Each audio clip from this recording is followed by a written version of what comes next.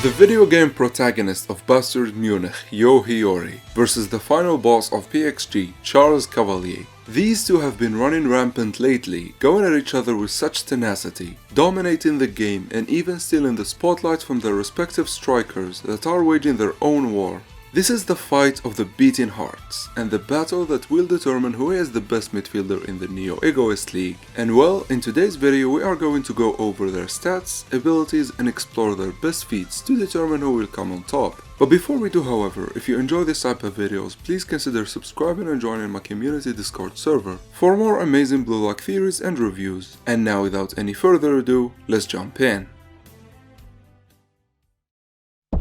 Hiori, officially becoming Blue Lock's second protagonist and Isegi's biggest ally.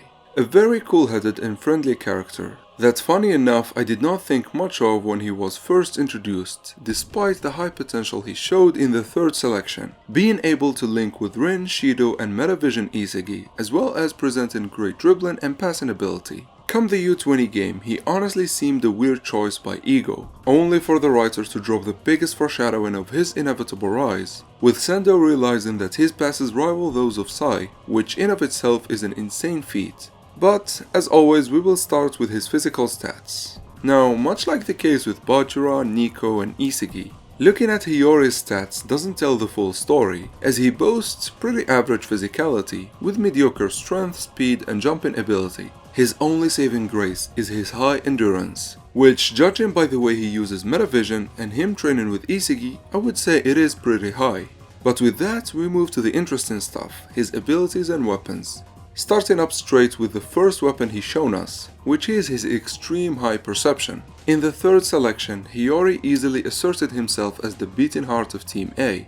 He immediately understood the plays Rin and Isegi were making, as well as capitalizing on Shido and Rin's ability to get in perfect positions. And later his perceptive eyes were the reason for Isegi unlocking Metavision, arguably the strongest weapon in Blue Lock. This actually came full circle in benefiting Hiori, as Isegi's adaptability allowed him to figure out how to controllably tap into Metavision, and later transferring the knowledge to Hiori, which was such a natural transition. The guy with the highest perception, unlocking the highest form of vision, which by the way, it is Hiori's strongest weapon.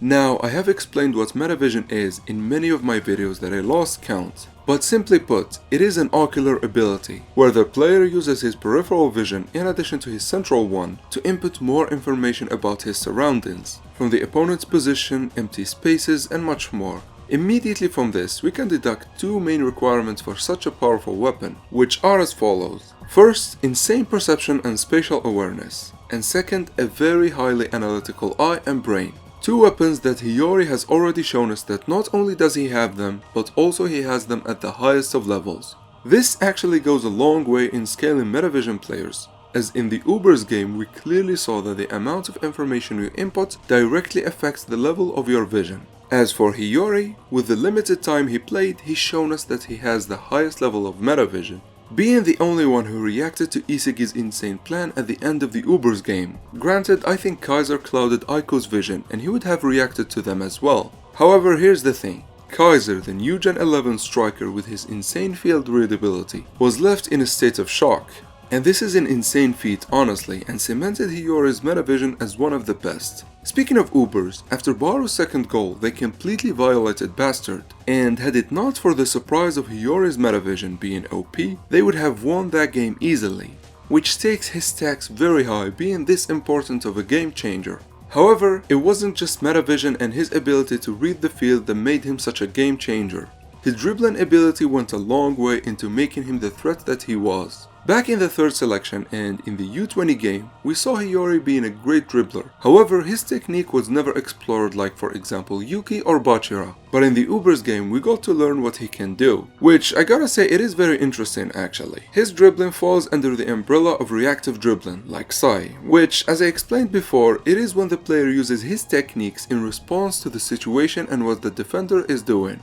This form of dribbling is actually trickier to deal with, as mostly whatever you're gonna do, the dribbler will counter. And for Hiori, his ability to change the pacing and direction of his dribbling enables him to fully counter any defender in his way. And while obviously he is nowhere near Sai or Berserker Rin in this regard, and his technique being weak against multiple consecutive players, as we saw him rely on Isagi's perfect positioning to break the Uber's formation. Hiori is still very OP, as his dribbling allows him to take players by surprise and clear the way ahead of him to deliver one of his signature perfect passes. Now before we carry on and explore his passes, I want to delve into the layers of depth of his performance in the Ubers game, as one thing that was shown clearly, Isagi and Kaiser are beasts when it comes to perfect positioning, and Hiori having a meta vision on Isagi's level instinctively made me believe that his off-the-ball movements are the same as these two. But after further inspections, I gotta say, while this is true on defense, on offense, however, or when getting the ball, Hiori still leaves himself vulnerable to being intercepted,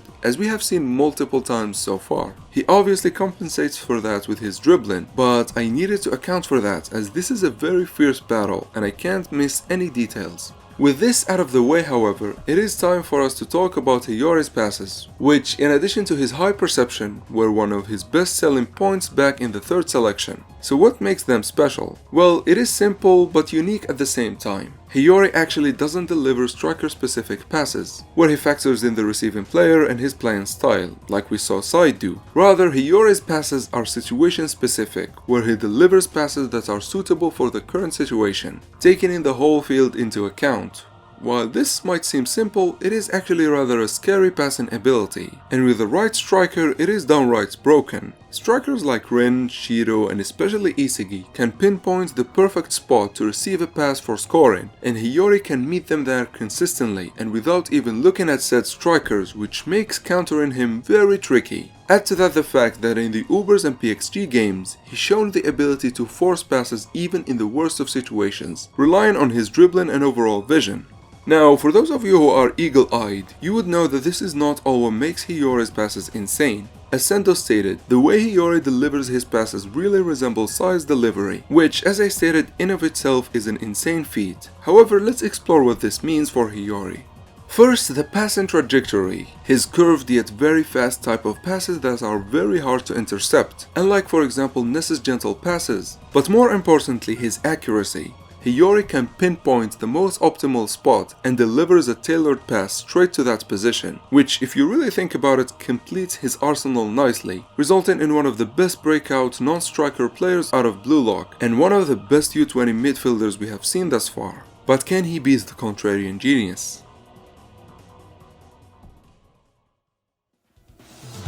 Charles Cavalier, the latest addition to the NEL's most dominant players. Immediately after his introduction, he's shown us why Loki's team is super efficient, by being the perfect beating heart to the two systems PXG employs. His crazy passes instantly caught our eyes, and then we had Hiori and Isagi complement his excellent delivery. Also, he has one of the coolest eye designs in Blue Lock, which usually means something, not always, but usually. However, and more importantly than his design, is his physical stats, which much like Hiori are pretty laughable with the exception of his endurance. Honestly, this matchup is just perfect, as it is purely skill-based, and has no physical aspect that would change the outcome in a sacky way. And so, let's not waste any more time, ladies and gentlemen, and begin talking about Char's abilities and weapons. Starting from the top with his ocular ability, which much like Sai and Hiori, Charles has metavision. However, in a very unique fashion, he has a distinct design to his metavision, which makes him the second player to have that after Isagi's jigsaw design. Not even the best metavision in the world, which is Mark's, has a distinct design, and this most definitely means that his metavision is special in some way. If we look at Isagi, the jigsaw pieces are there to symbolize his adaptability that is integrated into his metavision, and we clearly saw this in his playing style ever since the Manshine City game. But what does this design mean for Charles, and how is his metavision distinct or different? Well, I actually think I might have pinpointed what this design symbolizes and what his metavision means for Blue Lock. And conveniently, answering this question brings us to talking about Charles' second weapon, which is his ability to hunt for the most impossible pass course. So what do I mean by this? Well, before, I explained how Shiro has the best shooting conditioning, where he has this ability to shoot and even score in the worst of situations, even while being guarded by top players. Well, the same can be said about Char's passing ability. We saw in the PXG game how he was able to deliver a pass to the most optimal spot on the field, even when his course was brilliantly 90% closed off by Kaiser and Ness's press. And this might be the distinct feature of his metavision, where he can focus on certain elements and selectively dissect what is important in his wide field of view, rather than analyzing everything like Isagi and Hiori, which consumes insane amounts of brain power. And hell, I can even take it a step further and say that he does that instinctively. Now we already saw how effective this is, and it enables him to find the pass course amidst the chaos and in hellish settings, and hey, even faster than any other metavision users. And also it allows him to choose from multiple strikers at the same time, which I gotta say really resembles how Sai was playing in the U20 game, where he was passing to Sendo, the mannequin guy, Shido, and even the fox guy. This obviously makes Charles very slippery and tricky to deal with. Granted, they don't predict his plays, like we've already seen, which is only possible due to Charles' weakness, which we will cover after we finish talking about his remaining weapons. Next, and carry on with his passing ability, we have to talk about his passing control, which is his ability to morph and modify his passes to better suit the situation. In the little showing we have of him, he's already shown us a myriad of passing styles: backspin powerful passes, curvy passes, high and long passes, pinpoint passes, and probably even more, as something is telling me that we have not seen everything from him. To give you guys a perspective, in this very short showing, he has already surpassed Sai's passing control and showed more variety, which is honestly such an impressive feat, and also works so well with the previous weapon we spoke of, as this way Charles can deliver his very accurate passes even in the hardest of situations, while still ensuring that the passes are suitable for the striker and easy to be turned from 0 to 1. And if you ask me, I feel this way he is the complete package when it comes to forwarding the ball, something we only saw from Sai before, and recently from Charles' opponent in this matchup, Hiori. But this is not all there is to this imp. I spoke before how he has metavision that is at least on Isagi's level, in addition to it potentially being unique in some way.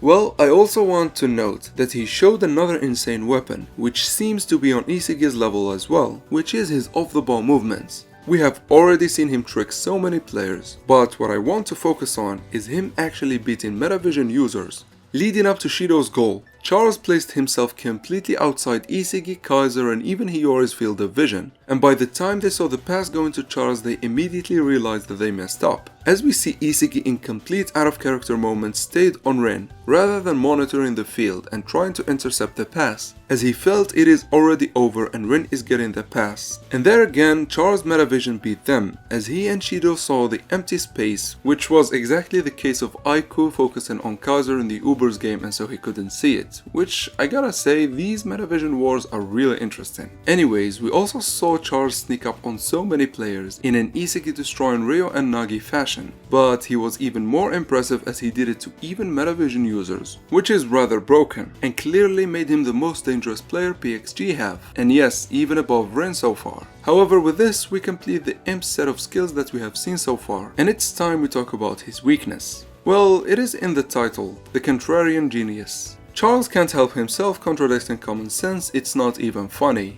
He completely ignored the best option being Ren, and went for the near impossible choice of Shido even against Kaiser, and that actually costed PXG dearly. With Isagi becoming this deadly, stupid mistakes like this are very costly. Add to that, it makes him predictable at times, like we saw Hiori and Kaiser do with him, and I can't help but feel he is really hurting himself badly. And I hope by the end of the PXG game he gets rid of this stupid limitation.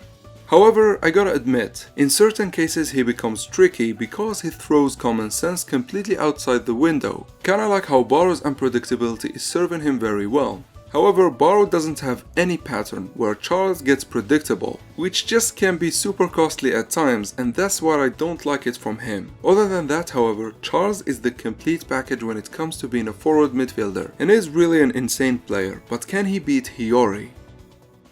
For how this matchup will go, I gotta say it is the closest fight on my channel, and I know I had so many close matchups before, but this one is on a league of its own. These two who have this stray hair strain are literally dominating the midfield in the NEL, and they are already going at each other so hard. So let's see how this matchup will go and why it is the closest ever.